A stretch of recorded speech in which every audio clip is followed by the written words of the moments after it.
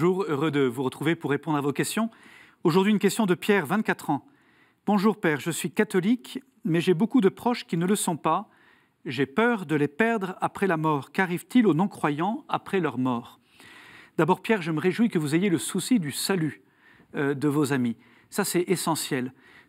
Seront-ils sauvés? Auront-ils la joie de vivre avec Dieu?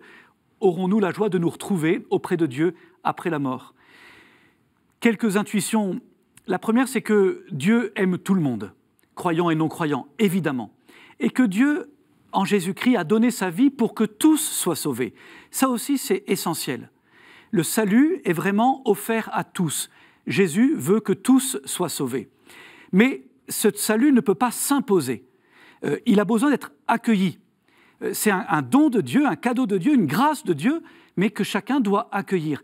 Et je crois que mystérieusement, mais réellement, tout homme, toute femme, croyant ou non, aura à se définir, à se prononcer, à dire oui ou non à ce salut offert par Dieu.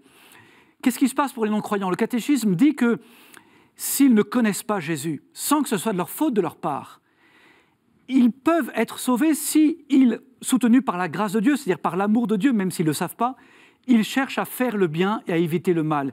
Ils cherchent en fait à vivre en suivant leur conscience. La conscience, c'est cette loi intérieure que Dieu a mise dans le cœur de tout homme, qui nous dit de faire le bien et d'éviter le mal. Alors pourquoi en même temps leur parler de Dieu dans ce cas-là? Mais parce que c'est difficile de suivre sa conscience comme cela.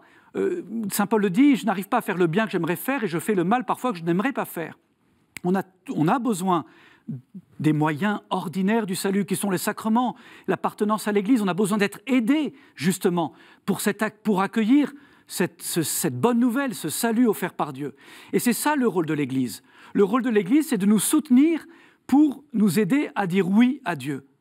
Alors, bien sûr qu'on peut confier nos amis non-croyants au Seigneur et je crois vraiment que Dieu est profondément juste.